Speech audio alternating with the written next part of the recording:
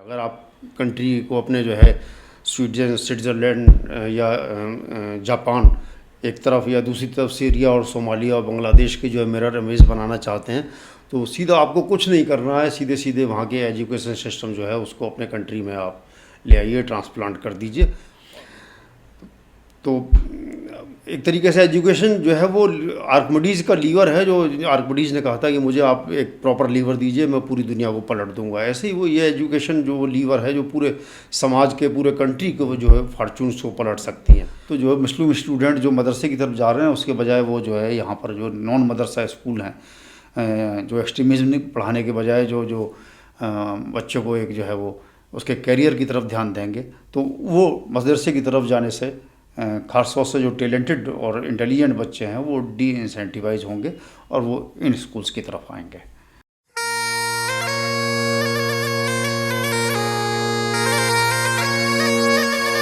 नमस्कारम दोस्तों, मैं हूं डीपी सिंह और स्वागत है आप सबका राजतंगड़ी की यूट्यूब महफिल में।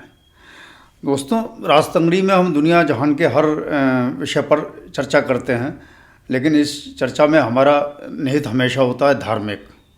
धार्मिक बोले तो परित्राणाय साधूनाम विनाशाय च दुष्कृताम। तो दोस्तों, हमने पिछले एपिसोड में देखा कि किस तरीके से किसी कंट्री की पीस, प्रॉस्पर्टी, हैप्पीनेस, लोगों की जो है वो किस तरीके से उसके वो एजुकेशन जो सिस्टम है उसका वो डायरेक्ट फंक्शन है। एजुकेशन सिस्टम जितना बेटर होगा उतनी ही ये सब चीज़ें जो है, जितनी भी जो होलसम चीज़ें हैं ये इम्प्रूव होंगी। अगर आप कंट्री को अपने जो है स्विट्ज़रलैंड या जापान एक तरफ या दूसरी तरफ सीरिया और सोमालिया और बांग्लादेश के जो है मिरर इमेज बनाना चाहते हैं, तो सीधा आपको कुछ नहीं करना है। सीधे सीधे वहाँ के एजुकेशन सिस्टम जो है उसको अपने कंट्री में आप ले आइए, ट्रांसप्लांट कर दीजिए, और वो जो है आपका कंट्री कुछ सालों में एक आध जनरेशन में कह लीजिए, वो या तो जो है वो स्विट्ज़रलैंड और स्वीडन और जापान हो जाएगा, या फिर जो है वो सीरिया और सोमालिया और बांग्लादेश में बदल जाएगा। तो एक तरीके से एजुकेशन जो है वो आर्किमिडीज़ का लीवर है। जो आर्किमिडीज़ ने कहा था कि मुझे आप एक प्रॉपर लीवर दीजिए, मैं पूरी दुनिया को पलट दूंगा। ऐसे ही वो ये एजुकेशन जो वो लीवर है जो पूरे समाज के, पूरे कंट्री को जो है फॉर्चून्स को पलट सकती हैं। और इस लीवर की जो है वो इंडिया जैसे वास्ट, बड़े और जो है वो जो डाइवर्सिफाइड या वेरीड कंट्री है, उसको तो वो बहुत ही ज़्यादा ज़रूरत है अपनी आगे आने वाले टाइम में पीस, प्रॉस्पर्टी और सिक्योरिटी और हैप्पीनेस के लिए। तो हम इस एपिसोड में डिस्कस करेंगे कि कैसे एक जो है वो एक छोटा सा, बहुत छोटा सा प्रोसीजरल और फाइनेंशियल स्टेप, जिसमें किसी लेजिस्लेशन की ज़रूरत नहीं है, कोई रेजिस्टेंस नहीं होगा, कोई होलसेल पॉलिसी नहीं बदलनी है, और कोई एजुकेशन सिस्टम भी एक तरीके से नहीं बदलना है। ये उसके ऑक्सिलरी, एक्सेसरी या साइड स्टेप है। तो ये किस तरीके से जो है वो हमारे जो है वो इस प्रपोजल को मैं आपको देने जा रहा हूँ, और आप देखिएगा, खुद ही डिसाइड कीजिएगा। उसके बाद जो है वो कमेंट्स में बताइएगा कि आपने कैसे लाइक किया। तो मैं आपके सामने प्रपोजल रख रहा हूँ। तो दोस्तों, इस सब्जेक्ट पे भी मैं, जैसे और सब्जेक्ट में मैंने टांग अड़ाई है, इसमें भी टांग अड़ाते हुए मैं कुछ अपने प्रपोजल रखना चाहूँगा। तो आगे बढ़ने से पहले हमें ये देखना ज़रूरी है कि जो एक एवरेज पुअर स्टूडेंट है, जो पुअर बैकग्राउंड या लोअर मिडिल क्लास बैकग्राउंड से आता है, जिसका मतलब कि 70% जो है से ज़्यादा जो हमारा इंडिया है उससे आता है, वो इस बारे में क्या सोचता है। तो मान लो कि मैं पुअर स्टूडेंट हूँ, तो मैं यही कहूँगा कि मैं मिडिल क्लास, आप कह सकते हो, बैकग्राउंड से आता हूँ। मैं आपको अपना कास्ट या रिलीजन नहीं बताऊँगा। अगर आप मतलब ये जानने में अगर आप इंटरेस्टेड है तो मैं नहीं बताऊँगा मैं किस कास्ट से आता हूँ या किस रिलीजन से आता हूँ। मैं सिर्फ ये कहूँगा कि मैं जो है एक प्राउड और रूटेड इंडियन हूँ। मैं एक बेटर देन एवरेज स्टूडेंट हूँ, लेकिन अगर मुझे उम्मीद बधाई जाए और इंसेंटिव दिए जाएं तो मैं जो है क्लास में 10 या इवन 5 या 2% स्टूडेंट्स में भी अपनी जगह बना सकता हूं। लेकिन उसके लिए मुझे चाहिए कि क्लास में मुझे एजुकेशन मिले, क्योंकि मेरे पेरेंट्स जो है वो ट्यूशन या कोचिंग और या और जो बड़ी बड़ी किताबें हैं वो अफोर्ड नहीं कर सकते। तो मुझे क्लासरूम में ही अच्छी एजुकेशन चाहिए। तो और ये मेरा वादा है कि मैं जो है वो मैं क्लास में जो है 5% या 2% स्टूडेंट्स में आके दिखा दूंगा। तो और क्लास में जो है वो मैं जो मेरे पास टीचर हैं वो ना तो उनके पास कोई बहुत इंसेंटिव है, ना कोई वो बहुत ज़्यादा कॉम्पिटेंट हैं, और ना ही उन्हें यह है कि उनको अगर वो अपना बेस्ट नहीं देते हैं या जितनी भी कॉम्पिटेंस वगैरह है अगर उससे भी नहीं पढ़ाते हैं तो उनको कोई सज़ा मिलने का या पेनलाइज होने का भी डर नहीं है। तो जस्ट वो आते हैं और टाइम पास करके चले जाते हैं, उससे मेरा काम नहीं चलने वाला, उससे मैं कहीं नहीं पहुंचूंगा। और ये कि मैं जो है जो कॉम्पिटिटिव एग्ज़ाम्स भी निकाल सकता हूँ, जैसे आईआईटी, आईएससी, एम्स। लेकिन मेरा फैमिली जो अभी मेरी जो है एजुकेशन अफोर्ड नहीं कर पा रही है, बहुत मुश्किल से अफोर्ड कर पा रही है, वो जो है वो वहाँ की फ़ीस नहीं अदा कर सकती, ना मुझे हॉस्टल में रहने के मेरे खर्चे वहाँ के वो पूरा कर सकती है। तो जो हमारे देश में स्थिति है उसको देखते हुए मैं बहुत ही होपलेस हो जाता हूँ। और साथ में जब मैं देखता हूँ कि जो है जो बच्चे जो क्लास में उन्हें बहुत एजुकेशन नहीं मिली और ट्यूशन या कोचिंग वगैरह अफोर्ड नहीं कर पाए, तो वो टैलेंटेड भी हैं तो भी वो जॉब की लाइन में लगे हुए हैं और भटक रहे हैं, अपने लाइफ के टाइम वेस्ट कर रहे हैं। टैलेंट और नॉलेज और हार्ड वर्क की जो है वो उनकी जो है वो कैपेसिटी होने के बावजूद उनको जो है जो जॉब सिस्टम में जो धोखाधड़ी और चीटिंग और ये सब चल रही है उसकी वजह से जॉब नहीं मिल सकते। तो उसे देख के मैं पूरी तरह होपलेस हो जाता हूँ। और जब आप अब मेरी बात सुनने को तैयार ही हैं तो मैं आपको एक बात और बताता हूँ कि जो है वो कभी कभी मेरी अक्सर जो है मेरी सांस बहुत ज़्यादा फूलती है ज़रा से भी एग्जर्शन से। मैं ज़्यादा देर ब्लैक बोर्ड देखता हूँ तो मेरे सिर में दर्द होने लगता है, आँखों में दर्द होने लगता है, और ये प्रॉब्लम मेरी बहुत दिनों से चल रही है। लेकिन मैं अपने पेरेंट्स को इसलिए नहीं बता सकता कि वो उसका इलाज अफोर्ड नहीं कर सकते, और फिर यही होगा कि फिर वो मुझसे कहेंगे कि बेटा स्कूल छोड़ दो और जो मेरी एजुकेशन ख़त्म हो जाएगी। लेकिन मैं एजुकेशन छोड़ना नहीं चाहता, क्योंकि मुझे मालूम है कि जो है एजुकेशन ही जो है वो एक तरीका है जिससे कि मैं अपनी परिस्थितियों से बाहर निकल सकता हूँ। और मुझे मालूम है कि एजुकेशन की बदौलत जिसको एजुकेशन नहीं मिली है उसकी क्या स्थिति होती है, इतना बड़ी खाई क्रिएट हो जाती है, और जिसको अच्छी एजुकेशन मिली है वो कहाँ से कहाँ पहुँच जाता है। तो ये देखते हुए मैं अपनी परिस्थितियों से बाहर निकलना चाहता हूँ, अपने परिवार को निकालना चाहता हूँ। लेकिन जो सिस्टम है उसे देख के मैं होपलेस हो जाता हूँ। तो अगर कुछ हो सकता है तो प्लीज़ आप मेरे लिए करें।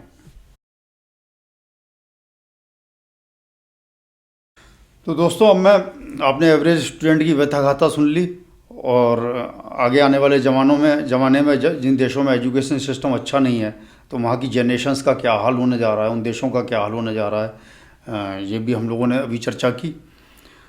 तो कैसे डील करना है, सवाल ये पैदा होता है।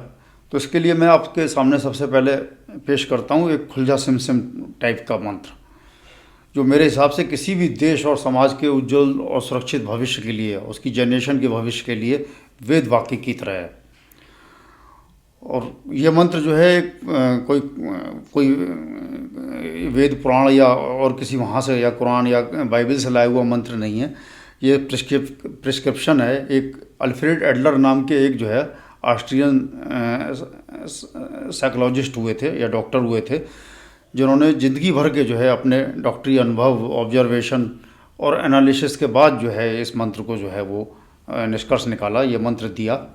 उनका कहना था, it's far easier to create a well rounded child than to repair a broken adult.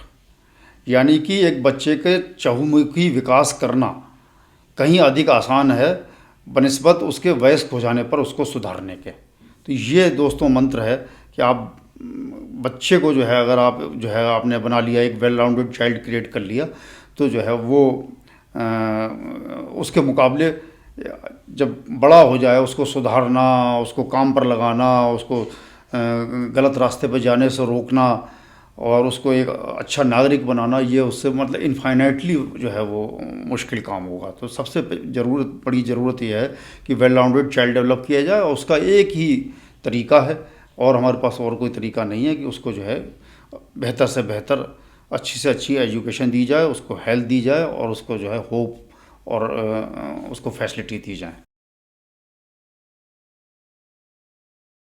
तो दोस्तों, मैं अपना प्रपोजल रखता हूँ आपके सामने। इसमें कुछ भी बहुत नया या रिवॉल्यूशनरी नहीं है, सिर्फ एक डिफरेंट अप्रोच है, एक स्लाइटली एक न्यू अप्रोच है, चीज़ों को कैसे देखा जाए और कैसे हैंडल किया जाए। तो सबसे पहले तो दोस्तों, मेरा वो प्रपोजल है, हालांकि ये चीज़ अभी भी लागू है, कि एक नेशनल जो है एकेडमिक जो है सिलेबाई जो है स्टैंडर्डाइज और सर्टिफिकेशन अथॉरिटी जो है एक बनाई जाए, जो वर्चुअली हर सब्जेक्ट पर, छठे क्लास से लेकर, और छठे क्लास की से मैथ्स से लेकर 8th क्लास की एनवायरमेंटल स्टडीज़, 10th स्टैंडर्ड की केमिस्ट्री, या 12th स्टैंडर्ड की economics, graduate post graduate level की स्ट्रक्चरल इंजीनियरिंग, इलेक्ट्रोमैग्नेटिक थ्योरी, या मटेरियल साइंस, इंडियन हिस्ट्री, सब पर जो है एक स्टैंडर्ड जो है वो एक सिलेबस और सर्टिफिकेशन अथॉरिटी बनाई जाए, जो ये सारा सिलेबस तैयार करेगी। और ये जो है सारा सिलेबस और उससे जो सब्जेक्ट है, जो उस पर मटेरियल है, वो सब का सब इंटरनेट पे डाल दिया जाए। हालांकि वो सब सब्जेक्ट अभी भी इंटरनेट पे अवेलेबल है, लेकिन एक और स्टैंडर्डाइज करके उसको जो है वो ये अथॉरिटी बना के, और ये सारा का सारा मटेरियल डाल दिया जाए। नेक्स्ट प्रपोजल ये है कि छठे क्लास से लेके और up to post graduation level, including diploma, engineering degree और मेडिकल की डिग्री, और इन सब में जो है हर सब्जेक्ट पर जो है वो ऑनलाइन टेस्ट का जो है वो प्रोविज़न रखा जाए, उसकी फैसिलिटी क्रिएट की जाए, जो कि जो है वो जो टेस्ट होगा वो टेम्पर प्रूफ केबिन या कंप्यूटर केबिन में जो है चीटिंग टेम्पर प्रूफ केबिन में किया जाए। ये जो है जो ये टेस्ट होंगे, ये हर साल जो होंगे, ये मेरा प्रपोजल ये है कि ये स्टेम बायोलॉजी, स्टेम मतलब साइंस, टेक्नोलॉजी, इंजीनियरिंग और मैथमेटिक्स, और बायोलॉजी, इकोनॉमिक्स और फाइनेंस वगैरह के जो सब्जेक्ट हैं, इनमें ही होंगे। और ये जो है वो स्कूल और कॉलेज एग्ज़ाम जो होते हैं उससे सेपरेट होंगे। तो हर एकेडमिक जो सेशन है या सेमेस्टर है, उसके आखिर में ये स्टूडेंट को ये टेस्ट लेने होंगे, और उसमें जो स्कोर होगा, एक कोई स्टूडेंट का अगर एक बार में ख़राब स्कोर है, वो दोबारा जो है कुछ सर्टेन पीरियड के बाद दे सकता है, वो टेस्ट ले सकता है, तो उसमें उस केस में उसका एवरेज स्कोर में काम आएगा। तो ये जो स्कोर होगा वो हर स्टूडेंट का जो है रिकॉर्डेड होगा, और ये जो स्कूल और कॉलेज एग्ज़ाम से अलग होगा। तो इस स्कोर की बना पर उसका स्ट्रेस बहुत कम हो जाएगा। जो भी कहते हैं कि स्टूडेंट्स बहुत स्ट्रेस में रहते हैं, ये स्कोर अल्टीमेटली उसके जो है बाद में परफॉर्मेंस जज करने में, आगे उसको एडमिशन्स में या जॉब्स में, ये स्कोर एक्चुअली काम आएगा। तो ये जो है स्कूल और कॉलेज के जो एग्ज़ाम का स्ट्रेस होता है कि इतने परसेंट लाने हैं, इतने परसेंटाइल लाने हैं, और चूँकि ये टेस्ट लेने की बार बार लेने की जो है परमिशन होगी, ले सकता है स्टूडेंट, तो वो ये स्ट्रेस बहुत कम हो जाएगा, और स्टूडेंट अपना लगातार अपना जो है कॉम्पिटेंस लेवल बढ़ा सकता है, और एग्ज़ाम दे सकता है, और अपना एवरेज स्कोर जो है वो इम्प्रूव कर सकता है। तो ये मेरा एस्टीमेट है कि करीब से 6th ऑनवर्ड्स जो है इंडिया में करीब 20 करोड़ स्टूडेंट होंगे, और उसके अलावा करीब ये टेस्ट जॉब सीकर्स के लिए भी होगा, तो 10 करोड़ के करीब जॉब सीकर्स होंगे। तो उनके लिए करीब मैं समझता हूँ कि 5-6 लाख जो है ये इस तरीके के केबिन जो है वो रेगुलर बेसिस पे टेस्ट लेने के लिए ज़रूरत पड़ेगी, जो मैंने बताया था कि जो स्टैंडर्ड सिलेबस है, जो पूरा जो तैयार होगा, और जो पूरा मटेरियल जो सर्टिफिकेशन अथॉरिटी तैयार करेगी, उसमें क्वेश्चन बैंक से जो है वो क्वेश्चन उसमें डाले जाएंगे।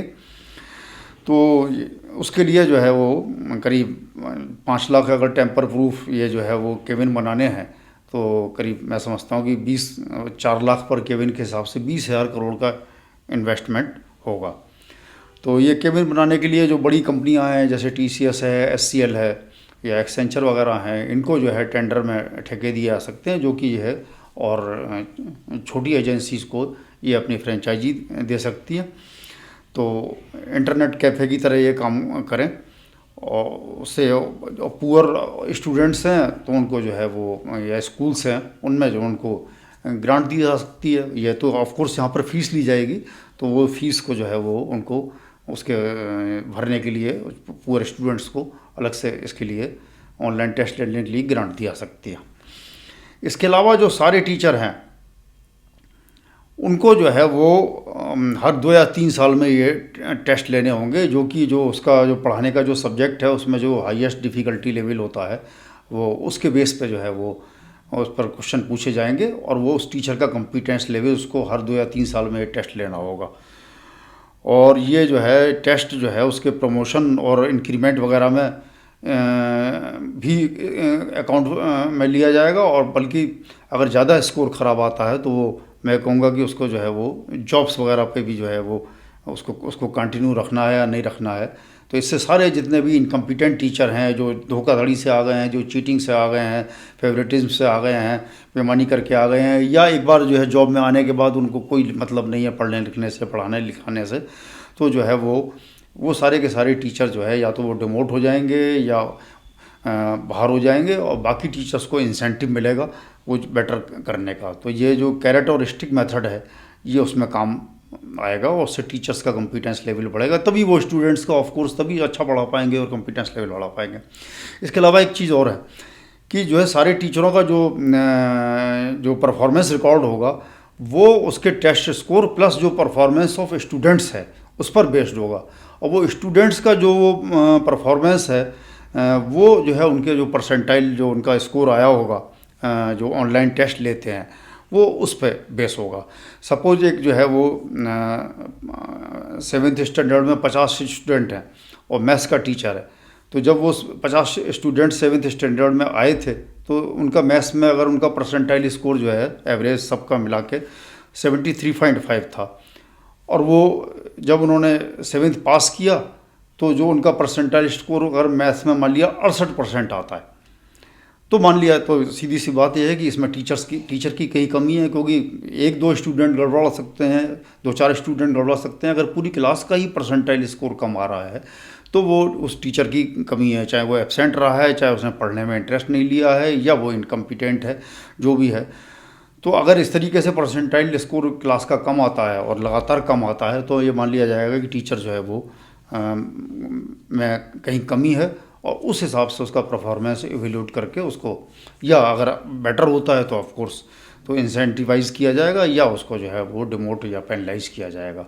तो ये टीचर्स का कॉम्पिटेंस लेवल बढ़ाने घटाने का, मैं ये जो ऑनलाइन टेस्ट की मैं बात कर रहा हूँ ये बहुत ज़्यादा काम आएगा। और टीचर्स स्टूडेंट्स का जो हम बात कर रहे हैं एजुकेशन का, वो कोई और तरीका नहीं है, वो टीचर्स का ही स्टैंडर्ड इम्प्रूव करना, उनके पढ़ाने की स्टाइल जो है वो इम्प्रूव करना, उनकी अटेंडेंस इम्प्रूव करना, उनका इंटरेस्ट लेना इम्प्रूव करना, और उनका जो बच्चों का जो होमवर्क है उसको चेक करना, उसमें इंटरेस्ट लेना। तो यही एक तरीका है बच्चों के एजुकेशन लेवल बढ़ाने का, और अल्टीमेटली जो जैसे कि मैंने कहा कि देश को सुरक्षित करने का, समाज को हैप्पी बनाने का। तो एक पार्ट तो दोस्तों ये है मेरे जो प्रपोजल है। तो दोस्तों जैसे टीचर्स को इंसेंटिवाइज करने की बात हुई, उनको सैलरी या बोनस वगैरह देके इंसेंटिवाइज किया जाएगा, स्टूडेंट्स को भी इंसेंटिवाइज करना बहुत ज़रूरी है।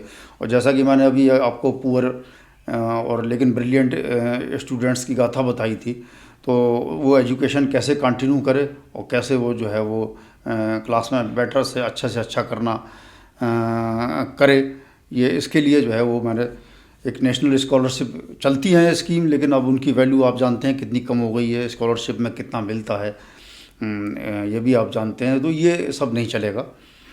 तो एक क्लास में ही एक कॉम्पिटेंस बढ़ाने के लिए और स्टूडेंट्स को इंसेंटिवाइज करने के लिए मेरा प्रपोजल ये है कि 6th स्टैंडर्ड से लेके और 12th स्टैंडर्ड और उसके बाद भी जो है वो जो 15% स्टूडेंट हैं उस क्लास में, वो उनको जो है वो परफॉर्मेंस के लिए अवार्ड किया जाए। तो जो प्रपोजल वो ये है कि 15% स्टूडेंट्स जो है उनको जो है कंप्लीट जो है ट्यूशन फ़ी वेवर हो, उसके अलावा उनको बुक्स, यूनिफॉर्म और अगर लैपटॉप वगैरह है वो दिया जाए। तो ये जो एडिशनल बर्डन है वो ऑफ कोर्स वो दूसरे स्टूडेंट्स पे आएगा, उनकी फ़ीस बढ़ाई जाएगी। तो ये एक तरीके से उनको जो है डिसइंसेंटिव है कि वो कम पढ़ें, उसके लिए मतलब कि वो बेटर से बेटर करें, तो फीस का बर्डन उन पर पड़ेगा। ये भी हो सकता है कि इसको गवर्नमेंट दे, या जो है प्राइवेट कॉलेज में तो खैर वो स्टूडेंट ही देंगे, गवर्नमेंट नहीं देगी। तो 15% स्टूडेंट्स के लिए ये मेरा प्रपोजल है। इसके अलावा जो है वो जो टॉप 5% हैं, और उसके बाद जो है जो दूसरे और दो स्लैब हैं, टॉप 5 to 10% और फिर 10 to 15%। तो इस तरीके से किया जाए कि जैसे मिडिल स्टैंडर्ड 6 to 8 है, उसमें जो है जो टॉप 5% हैं उनको 1,000 रुपये पर मंथ स्कॉलरशिप देनी है। जो टॉप 5 to 10% हैं उनको 750 रुपये स्कॉलरशिप देनी है, और जो 10 to 15% में आते हैं उनको 500 रुपये पर मंथ जो है वो स्कॉलरशिप दी जाए। तो कैलकुलेशन ये है कि करीब जो है 6.5 करोड़ स्टूडेंट्स इंडिया में जो है वो 6 से 8 तक होते हैं। तो उसमें करीब एनुअल आउटगो जो होगा वो गवर्नमेंट का वो करीब 7,000 करोड़ के आसपास आता है। तो यही जो अमाउंट है वो हाई स्कूल क्लास में 1500, 1000 और 750 तक बढ़ाया जा सकता है। तो हाई स्कूल की बात करें तो करीब जो है 3.8 करोड़ स्टूडेंट्स हाई स्कूल में रहते हैं, तो उस पर करीब 6500 करोड़ रुपए का बर्डन आएगा। ऐसे इंटरमीडिएट में 2000, 1200, 1000 और 1000 रुपये 5, 10 और 15% वालों के लिए, तो उन पे करीब जो है 2.7 करोड़ स्टूडेंट्स होते हैं अभी फ़िलहाल इंडिया में, तो उन पे करीब 5500 करोड़ आएगा। तो इसके अलावा जो है वो जो अंडर ग्रेजुएट स्टूडेंट हैं जो बीए या बीएससी में पढ़ रहे हैं, उन पर भी उनको सपोज़ आप जो है वो 3000, 2000 और 1500 दे सकते हैं, उन पर करीब 11,000 करोड़ रुपए एक्सपेंडिचर आएगा, वो 3.4 करोड़ के आसपास हैं। ऐसे ही पोस्ट ग्रेजुएट स्टूडेंट जो हैं उनको 5,000, 3,000 और 2,000 तक स्कॉलरशिप दे सकते हैं, उनको हेल्प करने के लिए, इंसेंटिवाइज़ करने के लिए, उनको शाबाशी देने के लिए, उनको वकअप करने के लिए। इस पर करीब 5,000 करोड़ रुपए खर्च आएगा। तो ये टोटल सम 35,000 करोड़ रुपए बैठता है। हम इसको मान लें कि ये करीब इसको 50,000 करोड़ भी मान लें, तो 50,000 करोड़ कितना होता है? सिर्फ $5 बिलियन जो है वो होता है। तो पूरे ऑल इंडिया लेवल पे आपने इतना बड़ा इंसेंटिव दिया बच्चों को, आपने 15% बच्चों की जो है ट्यूशन फ़ी वेव कर दी, आपने उनको जो है वो और फैसिलिटी दी, उसके अलावा उनको इतना स्कॉलरशिप दिया है कम से कम कि जो अगर बहुत गरीब बच्चा है उसको जो है वो एक अमीर बच्चे को भी तो इंसेंटिव मिल ही रहा है। और ज़्यादातर हम जानते हैं कि 70% बच्चे जो है वो गरीब या लोअर मिडिल क्लास में ही आते हैं, उनको जो है ये पढ़ने के लिए और बेटर करने के लिए टॉप के 5%, 10%, 15% में आने के लिए ये बहुत बड़ा बूस्ट है। तो ये सिर्फ $5 बिलियन खर्च करके, और जिसके लिए ज़रूरी है कि वो ऑनलाइन जो क्लासेस की बात हुई थी, और ये ऑनलाइन क्लास का सिस्टम चालू करके आप जो है वो एक तरीके से मैं कहूँगा कि एकदम से जो है एनर्जी से भर सकते हैं पूरे एजुकेशन सिस्टम को, और टीचर्स की कॉम्पिटेंस लेवल को जो है वो बच्चों की परफॉर्मेंस से और उनके टेस्ट से लिंक करके। मैं कोई इसमें बहुत बड़े क्लेम नहीं करता, लेकिन मेरा मानना यह है कि अगर इसको ठीक से इम्प्लीमेंट कर दिया जाए तो जो है, और इतने से कम अमाउंट में जो है बिल्कुल एजुकेशन सिस्टम में जो है वो यहाँ रिवॉल्यूशन आ जाएगा। ये मेरा क्लेम है। तो दोस्तों देखा, $5 बिलियन ये कुछ भी नहीं है, ये पीनट्स भी नहीं है। जो 4,000 बिलियन की इकनॉमी है उसमें पीनट्स भी नहीं, पीनट्स के भी ये पीनट्स हैं। और इससे कितना जो है वो चेंज आ सकता है। और ये सेंट्रल गवर्नमेंट को किसी स्टेट गवर्नमेंट के डोमेन में एनक्रोच नहीं करना है, कोई उनको ज्ञान नहीं देना है, सीधे सीधे जो है वो उसको स्कॉलरशिप ये डिक्लेयर करनी है, और ये ऑनलाइन सिस्टम जो है वो डिक्लेयर करना है। मैं नहीं समझता कि कोई भी स्टेट या कोई भी स्कूल इसको अपोज करेगा। और जो फैसिलिटी क्रिएट करने की बात थी वो जो है वो ऑफ कोर्स बड़ी कंपनियां कर सकती हैं, वो अपनी फ़ीस ले सकती हैं, उस फीस को जो है वो गरीब बच्चों के लिए ख़ास तौर से या सभी के लिए जो है वो गवर्नमेंट उसको जो है रिम्बर्स कर सकती है उन बच्चों को। अब इसके बेनिफिट क्या हैं? तो बेनिफिट जैसा कि मैंने बताया कि जो है वो सब जो है वो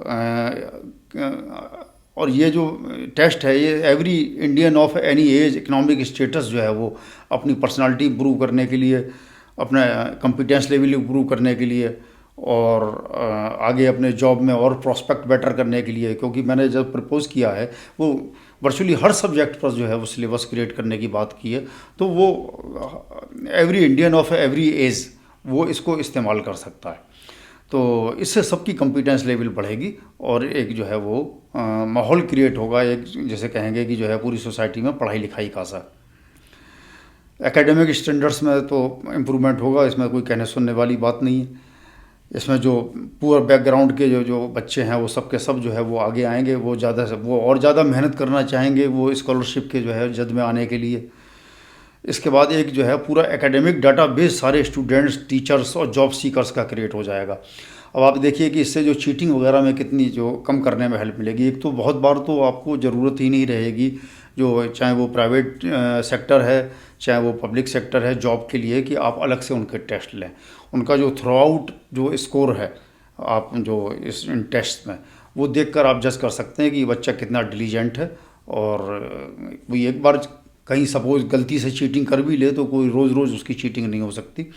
तो ये सारी जो ये फ्रॉडगिरी चल रही है जॉब में, एजुकेशन के यूनिवर्सिटी के फ़र्जी सर्टिफिकेट, कॉलेज के फर्जी सर्टिफिकेट, इंटर के फ़र्जी सर्टिफिकेट, ये पूरा फर्जीफिकेशन का जो धंधा है और पूरा नकल और ये सब जो धंधा है, स्कूलों में जो नकल का धंधा है जो यूपी और बिहार और सब जगह चलता है, ये सब का सब बिल्कुल सब पर पटरा पड़ जाएगा और ज़ीरो हो जाएगा। और कोई इन्वेस्टमेंट जैसा इन्वेस्टमेंट नहीं है, कोई बहुत ज़्यादा एफर्ट नहीं करना है, कोई पुलिस नहीं लगानी है, कोई आपको इसमें जो है वो फौजें नहीं लगानी हैं वो जो है चेक करने के लिए कि सब वो स्क्वाड आ गया जो वो खुद भी सब के सब करप्ट हैं। ये बिल्कुल सब टोटल स्ट्रीमलाइन हो जाएगा। तो और इसके अलावा जो ये सीन हम देखते हैं कि जो हर संडे को जो है 10 20 50 लाख यूथ जो है हमारा जो है वो मारा घूम रहा है कि आज फलाने का एग्ज़ाम है, आज नीट का एग्ज़ाम है, आज इसका एग्ज़ाम है, आज क्लर्की का एग्ज़ाम है, आज मिलिट्री में क्वार्टर मास्टर का एग्ज़ाम है, आज पता नहीं कितने सारे बैंक क्लर्की का एग्ज़ाम है, चपरासी का एग्ज़ाम है, ये एग्ज़ाम वो एग्ज़ाम। ये सारे बेचारे जाते हैं दूसरे सपोज़ वो हरदोई से लखनऊ जा रहे हैं या सपोज इटारसी से जो है भोपाल जा रहे हैं एग्ज़ाम देने के लिए, रातों में जो है वो स्टेशनों पर रुक रहे हैं, उल्टा सीधा खा पी रहे हैं। उसके बाद जो है वो एग्ज़ाम दिया, पैसे खर्च किए, माँ बाप के लगे हुए हैं 10 साल, उसके बाद पता चला कि साहब उसमें एक पेपर लीक हो गया, आउट हो गया, वो सब का सब जो है वो मिट्टी में मिल गया। उनकी सारी मेहनत मिट्टी में मिल गई, सारा कष्ट मिट्टी में मिल गया, सारे पैसे हो गए। और फिर जो है वो उससे जो पूरी सोसाइटी में जो अपैथी, सिनिसिज्म, गुस्सा जो फैल रहा है, ये सब जो है ये ऑनलाइन जो सिस्टम है हमारा जो है ये इससे जो है एक झटके में दूर हो जाए, एक झटके में ये सब ख़त्म हो जाएगा। और प्राइवेट सेक्टर को कितना फ़ायदा होगा आप ये सोचें कि जो है प्राइवेट सेक्टर के पास अभी कोई वो एग्ज़ाम वगैरह तो लेते नहीं है उस तरीके से, उनके पास कोई ऐसा प्राइवेट सेक्टर का मतलब सिर्फ जो है वो कारपोरेटाइज सेक्टर नहीं है, बल्कि और छोटी छोटी कंपनियां हैं, उनको किसी को लेना है, उन्हें पता ही नहीं है कि ये साला फर्जी है, झूठ बोल रहा है, सच बोल रहा है, वो उनका टाइम नहीं होता है। अब अगर उनके पास ये स्कोर है शुरू से आखिर तक, वो देख लेंगे कि ये बच्चा कितना है, ये जो हमारे पास आया है जॉब एस्पायरेंट, अगर वो उतना कॉम्पिटेंट भी नहीं है, उसको स्किल सिखाई जा सकती है, लेकिन उसका डिलीजेंट होना मतलब कि वो थ्रू आउट मेहनती है और चीटिंग नहीं करता है और लगातार बचपन से ही वो जो है वो मेहनती है या पढ़ता आ रहा है या एवरेज या बेटर देन एवरेज स्टूडेंट रहा है, तो उनको उसको लेने में प्राइवेट सेक्टर को जो है वो बहुत आसानी हो जाएगी, उनका भी बहुत बड़ा हेडेक दूर हो जाएगा। तो ये सारा youth development, social wellbeing, nation की प्रोग्रेस, इस सब के लिए जो है ये, और ये सारी जो जिगरी पोखरी चल रही है, ये सारी की सारी ये दूर हो जाएगी। वो लौट फिर के वो वही बात मैं कर रहा हूँ, मल्टीपल टेस्ट जो है वो देने की अपॉर्चुनिटी दे के सबको अपने स्किल लेवल बढ़ा सकते हैं एवरेज। और एक में अगर स्कोर अच्छा नहीं आया, कोई बीमार पड़ गया या किसी वजह से, तो वो पढ़ लिख के जो है वो 1 महीने बाद या 2 महीने बाद दूसरा ऑनलाइन टेस्ट दे के अपना, और स्कोर अगर वो करता है तो एवरेज हो जाएगा, वो उसको बेटर कर सकता है। तो इसके बाद हमें टीचर्स जो है डिसिप्लिन, मोटिवेटेड टीचर्स मिलेंगे, फर्जी टीचर सब आउट हो जाएंगे, नाकारी टीचर सब आउट हो जाएंगे, बदमाश टीचर, एब्सेंट टीचर, जो एब्सेंटीज़ की प्रॉब्लम है स्कूलों में ख़ासतौर से देहात और जो उसके वो सब की सब गायब हो जाएगी। हमेशा जो है एक तरफ कैरेट है, एक तरफ स्टिक है, वो तलवार की तरह लटकी रहेगी। तो ये जो टीचर जो ये जो बदमाशी देते हैं, तो ये सारे सारे टीचर ये आउट हो जाएंगे और अच्छे टीचर जो है वो ज़्यादा से ज़्यादा तरक्की करेंगे। इसके बाद जो है वो स्कॉलरशिप तो हो ही गई। और इसमें एक फ़ायदा जो मैं, इसको लोग कहेंगे कम्युनल एंगल दे रहा है, लेकिन कम्युनल एंगल नहीं है। जो स्टूडेंट्स जो मदरसे की तरफ भागते हैं या मदरसे में पढ़ रहे हैं, मदरसों को तो ये फैसिलिटी दी नहीं जाएगी, या ना वो ये सब कोर्सेज शामिल करते हैं, स्टेम कोर्सेज इस तरीके से। बहरहाल उनको मेरा प्रपोजल ये है कि उनको ये फैसिलिटी भी ना दी जाए। ऑफ कोर्स स्टूडेंट अगर है वो स्कोर बेटर करता है, उसको आगे करियर में मदद मिलेगी, लेकिन स्कॉलरशिप वगैरह की फैसिलिटी मदरसे में नहीं दी जाएगी। तो जो मुस्लिम स्टूडेंट जो मदरसे की तरफ जा रहे हैं, उसके बजाय वो जो है यहाँ पर जो नॉन मदरसा स्कूल हैं, जो एक्सट्रीमिज़म पढ़ाने के बजाय जो जो बच्चों को एक जो है वो उसके करियर की तरफ ध्यान देंगे, तो वो मदरसे की तरफ जाने से ख़ास तौर से जो टैलेंटेड और इंटेलिजेंट बच्चे हैं वो डी इंसेंटिवाइज होंगे और वो इन स्कूल्स की तरफ आएंगे। तो दोस्तों, अब उस जो गरीब स्टूडेंट की बात हुई थी, जिसने अपनी व्यथा-गाथा सुनाई थी, उसकी एक प्रॉब्लम रह गई है, जो उसकी थकान महसूस करने की, सांस फूलने की और सिर दर्द महसूस करने की, ये डील करने को रह गई है। तो और ये जो उसकी प्रॉब्लम है, ये बल्कि इससे भी तमाम गंभीर प्रॉब्लम्स जो है वो सिर्फ उसकी नहीं है, ये लाखों करोड़ों बच्चों की है। और ये सिर्फ गरीब बच्चों की या जो है मिडिल क्लास बैकग्राउंड की नहीं, ये इवन जो रिच और प्रिविलेज स्टूडेंट्स जो बैकग्राउंड से आते हैं उन बच्चों की भी है। तो ये डील करनी है।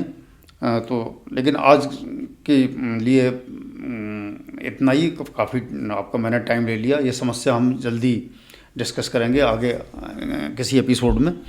तो मिलते हैं अगले एपिसोड में नई थीम और नए जज्बे के साथ। दोस्तों, एपिसोड अच्छा लगा हो तो लाइक कर दें और साथ में आगे भी चैनल से जुड़े रहने के लिए सब्सक्राइब कर दें। तो आखिर तक जुड़े रहने के लिए आपका बहुत बहुत धन्यवाद। जय हिंद, जय हिंदू।